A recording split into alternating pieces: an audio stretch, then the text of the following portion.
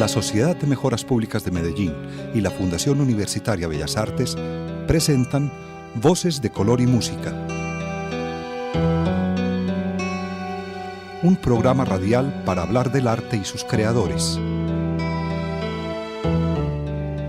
Escúchenos todos los viernes a las 9 de la noche en los 101.9 de la emisora cultural Universidad de Antioquia. Y los domingos a las 9:30 de la mañana en el Sistema de Radio Educativa.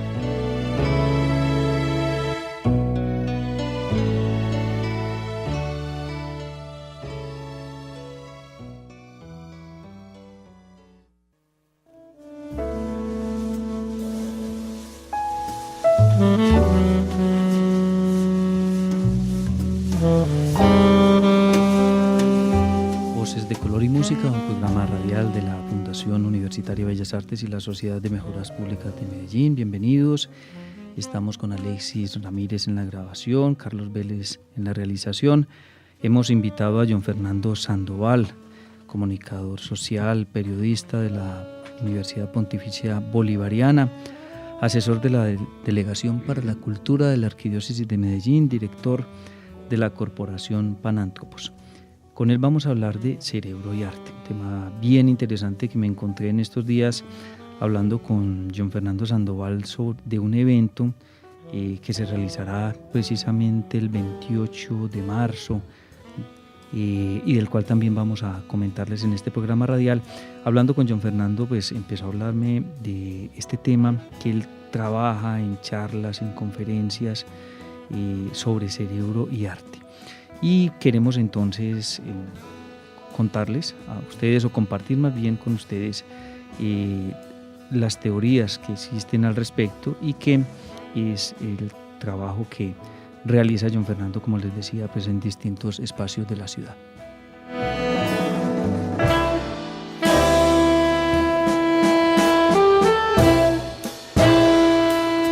Muchas gracias, John Fernando Sandoval, por estar con nosotros en Voces de Color y Música. Estoy muy agradecido por la invitación y muy contento de poder acompañarte a ti y a los oyentes de este espacio radial. Bueno, antes de que hablemos del cerebro, hablemos de Da Vinci, pintor creyente, este diálogo que se va a hacer sobre arte religioso, sobre Leonardo da Vinci, precisamente el 28 de marzo. Sí, la Delegación para la Cultura de la Arquidiócesis de Medellín, asociado con la Universidad de Antioquia, específicamente el Paraninfo de la universidad y la Fundación Universitaria de Bellas Artes, organizó un diálogo que coincide con la celebración de los 500 años de la muerte de Leonardo da Vinci, un diálogo sobre el carácter religioso o no de Da Vinci, dado que él tiene varias obras de artes, pues de las pocas que realizó, relacionadas con el tema religioso. El título del conversatorio es Da Vinci, pintor creyente, se hace la pregunta, y van a participar el padre John Jairo Osorio Arango y la profesora Gladys Ramírez Madrid. Va a ser un conversatorio moderado por el padre Juan Camilo Restrepo Tamayo. No hemos dicho dónde va a ser y es muy importante, es en la Sala Beethoven del Palacio de Bellas Artes, que está ubicado en la playa con Córdoba, en el centro.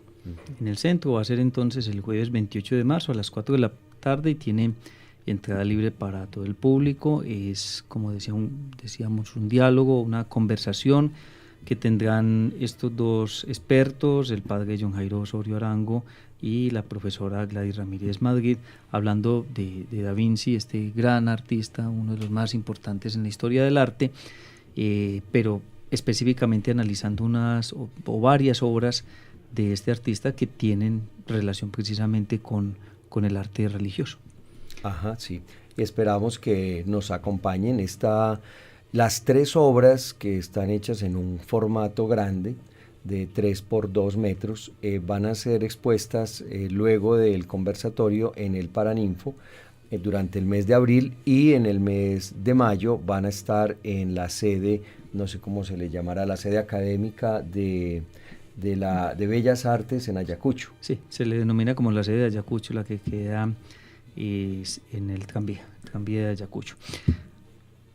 Hablemos entonces, John Fernando Sandoval, del tema que me interesó tanto cuando usted empezó a hablarme de cerebro y arte. Hace unos días invitamos al programa radial a un docente, Juan Alejandro López, docente también de Bellas Artes, que en su trabajo de investigación como diseñador viene también desarrollando un tema más o menos parecido en el sentido de hablar de cómo un diseñador, antes de enfrentarse, digamos, al proceso de realizar un trabajo, un diseño como tal, qué ocurría en el cerebro de ese diseñador, qué imágenes debería elaborar ese diseñador en su cerebro para después plasmar eso en el producto, que ya sería, puede ser un volante, una ilustración, una ficha, cualquiera de los productos pues, con los cuales se puede promocionar una actividad.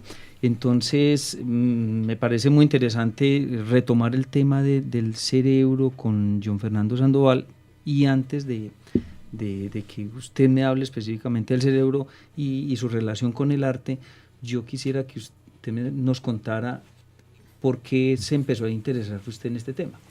Sí, es muy particular y muchos colegas me preguntan qué hace un comunicador social, un periodista, hablando del tema del cerebro, del neuroaprendizaje, de la orientación familiar, de cómo entrenar docentes, cómo mejorar la cabeza de la gente. Yo tengo una hija que ya cumplió 24 años y cuando nace yo me pregunté cómo hace uno para educarla, porque no tenía idea. Entonces empecé a buscar algunas teorías, buscar en libros de pediatría, de educación, y en esa búsqueda llegué a dos teorías. Una es la programación neurolingüística y la otra es la cibernética social proporcionalista. El enfoque del que vamos a hablar es desde la cibernética social proporcionalista, que es muy amplia, que tiene muchos elementos. Vamos a tomar 2 o 3 conceptos de cibernética. Y la cibernética, que es una propuesta que hace el profesor brasileño Valdemar de Gregori, habla de que nosotros somos programados igual que se programa una máquina. Un sanitario, por ejemplo, es una máquina programada para que cuando se vacía el agua y hace pues la tarea que corresponde de limpiar la taza, vuelve y se llena y espera que la vuelvan a usar. Igual todas las máquinas cibernéticas, es decir, las computadoras, los vehículos, son máquinas que tienen un programa. Los seres humanos, dice Gregori, también tenemos un programa inconsciente que lo hace la familia y el entorno donde nosotros estamos, y actuamos de acuerdo con ese programa. Porque ya que se toca el tema del cerebro, el cerebro como tal es heredado, es decir, nosotros, todos los seres humanos tenemos la misma masa, la misma cantidad de neuronas, pero lo que se tiene en él se aprende, la mente se aprende, las conexiones neuronales que hacemos los seres humanos son aprendidas. Entonces, con ese concepto, y hay otros elementos pues, del concepto de cerebro, es que son 3 cerebros y no un solo cerebro, con la teoría de sistemas, con maneras de ordenar la información, se creó un constructo que se llama cibernética social proporcionalista. Y ese es el elemento o los organizadores de esta propuesta de hablar del arte y hablar del cerebro. Muy bien, entonces el principio es todos los seres humanos tenemos un cerebro heredado. Sí. ¿Y de dónde se hereda? Pues de esa unión del espermatozoide con el óvulo, se desarrolla este ser, y de los elementos primeros que se forman, pues está el cerebro, el corazón, pero está el cerebro, y no es puesto ahí, sino que forma parte de esa información genética que traemos todos los seres humanos. Actividades primarias, no sé si se les puede llamar así, como respirar, el movimiento del corazón en un momento dado, o sea, todo ese tipo de actividades son vienen ya en ese ADN. Sí, ya están ensambladas, ya están listas. Eso hace parte del ensamble, muy bien. Y son las que se llaman las de sobrevivencia y vienen con nosotros, pero hay otras que son las que se aprenden. Exactamente. Y en esas que se aprenden es donde aparecen entonces ya esa división de 3 cerebros, cada uno con una asignación específica de qué hace cada uno. Sí, a ver, el cerebro se puede ver desde muchos puntos de vista. Muchos autores han estado hablando del cerebro y haciendo investigaciones. Si uno ve el cerebro desde arriba, pues dice que tiene 2 hemisferios, el derecho y el izquierdo. Si lo ve desde el lado, dice que tiene capas, como que se utiliza ahora mucho ese concepto. Entonces dice que hay un cerebro reptílico, un cerebro límbico, un cerebro racional. Pero si lo vemos desde atrás, que es el enfoque que toma Valdemar de Gregory, decimos, tenemos un lado derecho que es creativo, emocional, intuitivo, un lado izquierdo que es racional, lógico, analítico, y una parte central aquí en la base del cráneo, cerca del cuello, donde está toda esta de sobrevivencia de la que hablábamos ahora, que viene con nosotros. El depredador, el político, el negociante, se desarrolla ahí en esa parte del cerebro. Tenemos una serie de funciones. El cerebro es 3 en 1, es decir, es un solo cerebro, pero tiene 3 grupos de funciones que trabajan todas repartidas en el cerebro, pero para poder entender las funciones, las características que los hacen diferentes, se habla de 3 cerebros o 3 procesos mentales. A uno pues le decían que bueno, si usted va a ser en la vida un ingeniero o a ser un mecánico, entonces usted debe trabajar este lado del cerebro.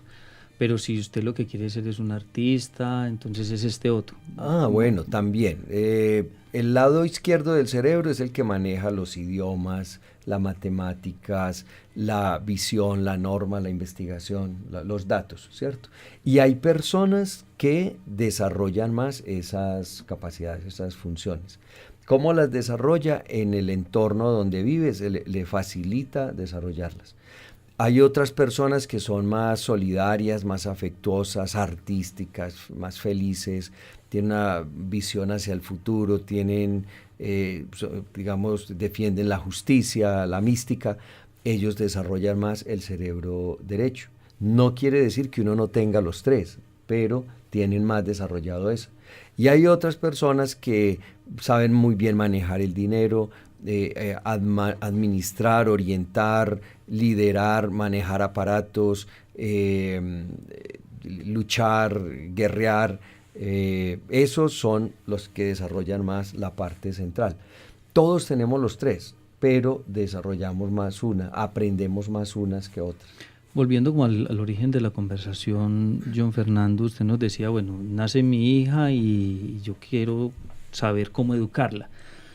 El ideal entonces de uno como padre debería ser conocer de estos temas y un poco decir, bueno, yo no quiero que mi hija sea totalmente así o así, sino como apuntarle a los 3 para que se desarrolle completamente. Claro, no, es muy importante esa pregunta, porque con mi esposa habíamos llegado al acuerdo de solo tener un hijo, una hija.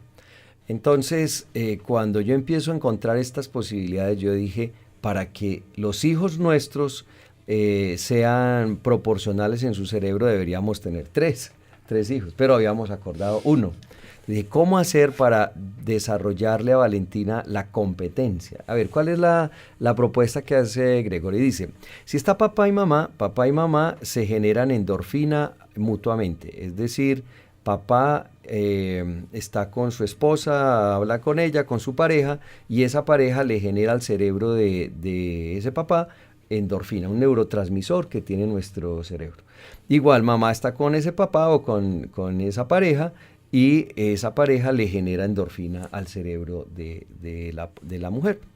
Cuando viene un hijo, ese hijo o hija cambia el juego que hay ahí y se convierte en competencia para alguno de los dos. Como decir, si es niña, ella es competencia para la mamá porque son 2 mujeres disputando la fuente de endorfina que es el papá. Para la niña no es algo digamos, racional o pensado, no, es instintivo. Este papá es mío y tengo una rival que es mi mamá para disputar esa fuente de endorfina. En esos primeros años, como papá la quiere y mamá la quiere, el cerebro que desarrolla esa niña es más creativo, más emocional, más artístico, porque no desarrolla rivalidad o competencia. ¿Qué son los hermanos? Quienes nos ayudan a desarrollar eso. Entonces invitamos a una sobrina de Ana para que viviera con nosotros. Vivía en un pueblo y dije, venga, que estudia Medellín.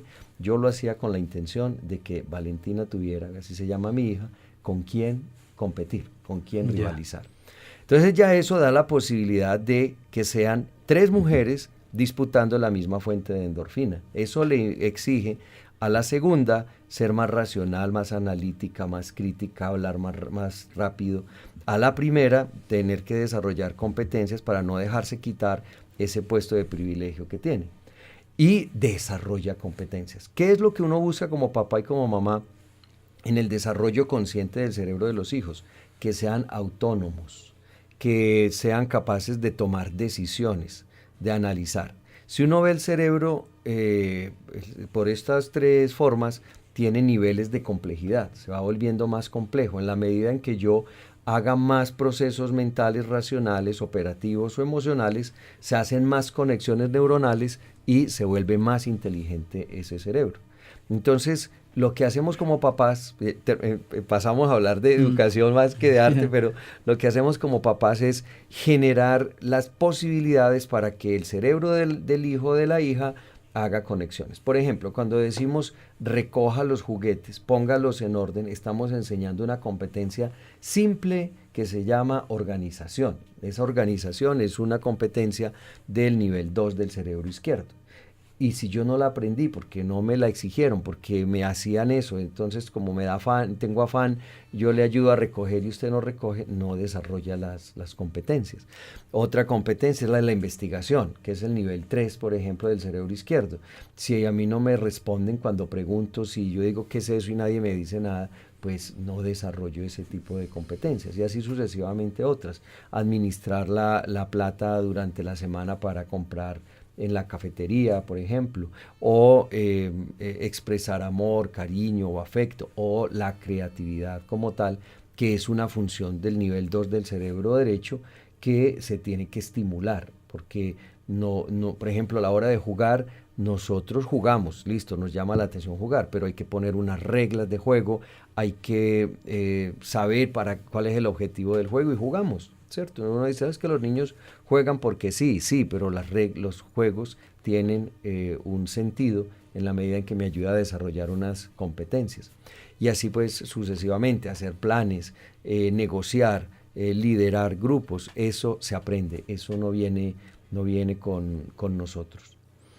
En estos 3 cerebros hemos hablado entonces de ese cerebro izquierdo pensante, ese cerebro central que es pragmático y el derecho emocional. Uh-huh. Y existe entonces un mapa de competencias de estos cerebros que lo denomina John Fernando Sandoval como un mapa de competencias a desarrollar. O sea que sí es posible en un momento dado, dentro de esa conversación que teníamos, yo, va a nacer mi hijo y yo puedo pensar, programar que se podría, digamos, desarrollar esa competencia en mi hijo más que otra y yo conducirlo al desarrollo de esa competencia. Claro, hay que tener en cuenta varios elementos. Y hablemos un poco como de la creatividad para que lo unamos con lo del arte. A la creatividad, sí. Esta mañana, temprano, me preguntaban que si la creatividad o el talento venía con nosotros o si se aprendía. Digo, no, hay personas que tienen unas cualidades excepcionales, pero hay que tener también presente en qué entorno desarrolló esas cualidades excepcionales. Si esta niña se va a pegar a ese papá, y ese papá es muy lógico, racional, para seguir con el ejemplo, lógico, racional, analítico, investigativo, ella va a tender más hacia ese cerebro porque quiere imitar a su fuente de endorfina, que es su papá. ¿Va a tener habilidades creativas? Claro que sí, porque el entorno de que mi papá me quiere y mi mamá me quiere me brinda las posibilidades de desarrollar eso. Todos los niños dibujan, todos los niños pintan, todos los niños cantan. Eso viene con nosotros, es una de las características del nivel 1 de nuestro cerebro. El estimularlo, el darle las posibilidades, el darle las herramientas para que lo pueda hacer, genera más posibilidades de que desarrolle esas habilidades. Entonces, como nosotros con los hijos pues no tenemos ese plan que dices tú de quiero que sea artista o quiero que sea político, quiero que sea negociante o científico, buscamos que pueda tener las opciones de desarrollar aquellas cualidades que pueda tener acceso a aquellas competencias que pueda desarrollar más fácil. Nosotros en los primeros años, los seres humanos, los hijos pues en este caso, lo más que necesitamos en los primeros años, primeros 3, 4, es afecto, amor, cariño. Pero de ahí en adelante, después de los 5 o 6, empezamos a aprender otras competencias, otras habilidades.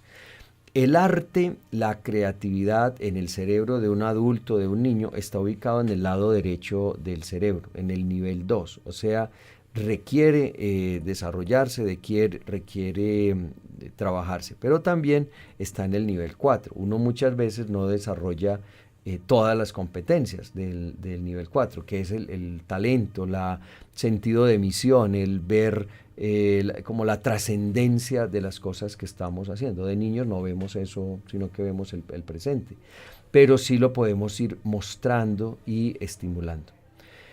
Cada persona tiene 3 procesos mentales o 3 cerebros, y una obra de arte pone a trabajar el autor en sus 3 procesos mentales.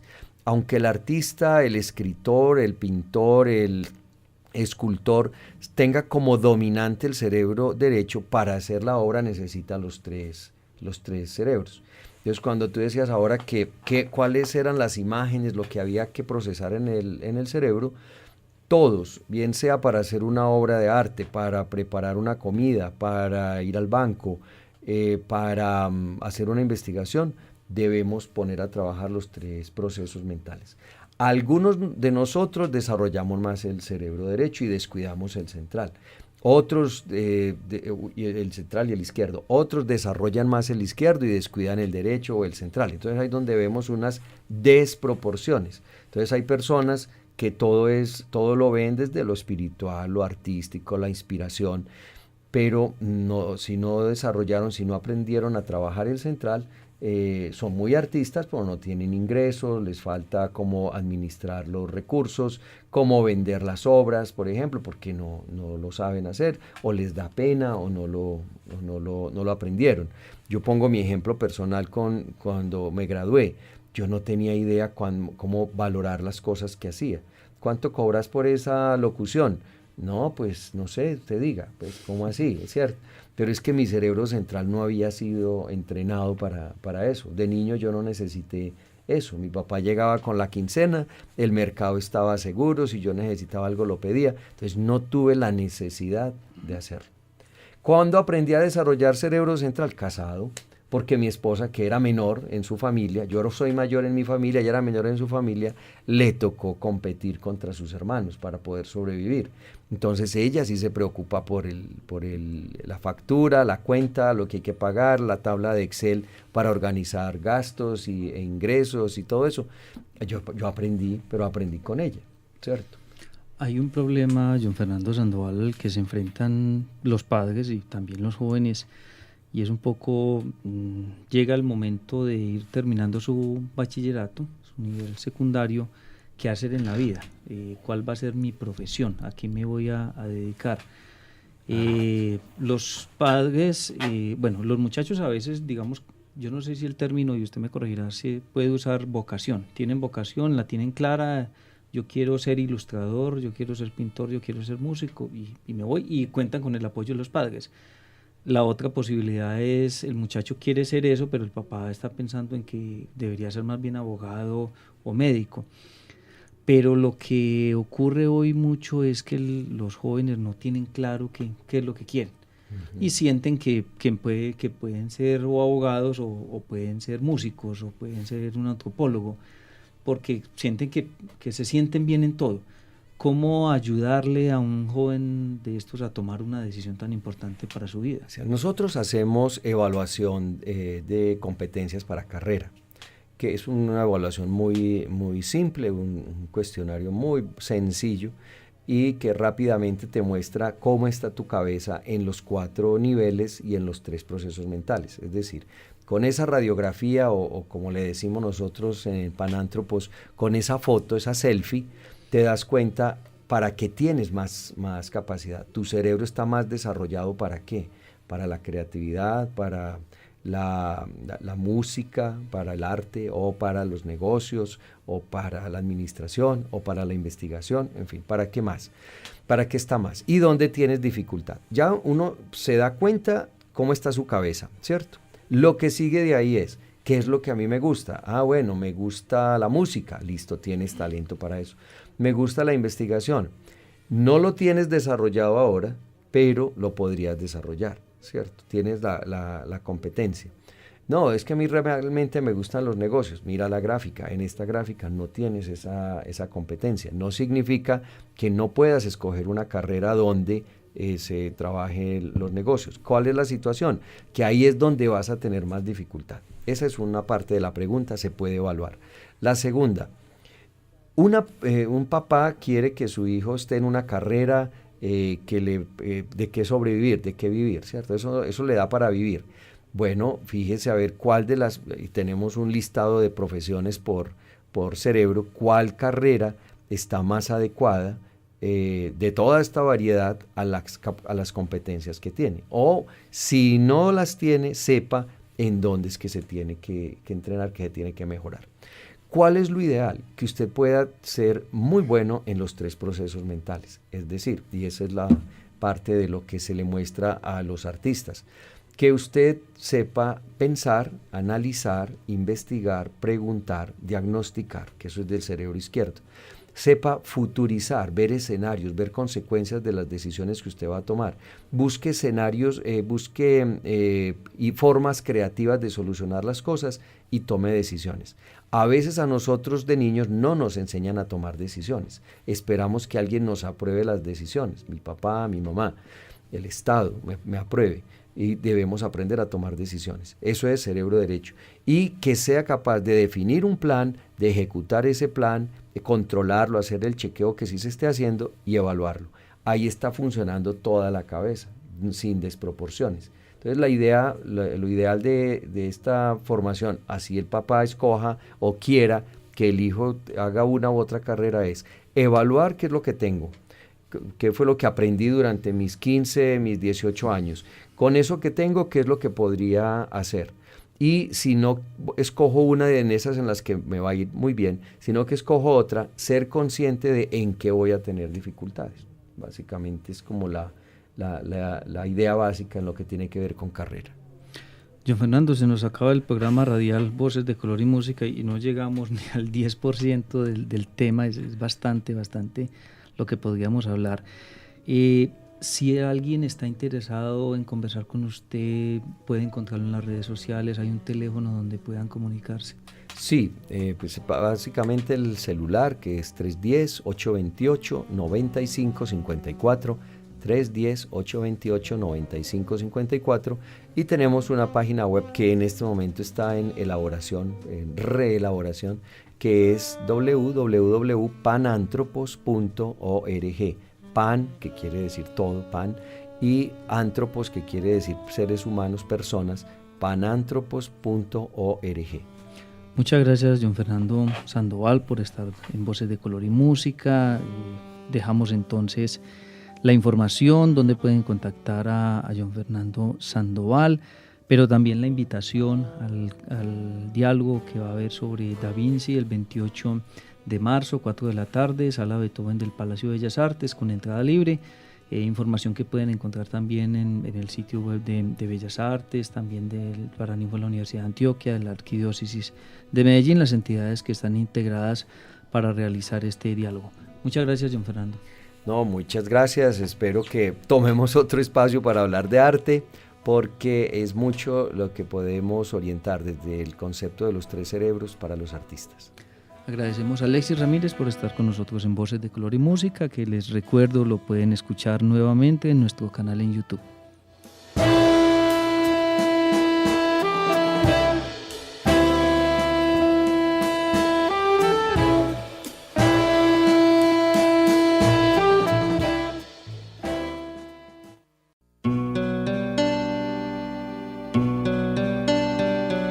La Sociedad de Mejoras Públicas de Medellín y la Fundación Universitaria Bellas Artes presentaron Voces de Color y Música, un programa radial para hablar del arte y sus creadores. Escúchenos todos los viernes a las 9 de la noche en los 101.9 de la emisora cultural Universidad de Antioquia. Y los domingos a las 9:30 de la mañana en el Sistema de Radio Educativa.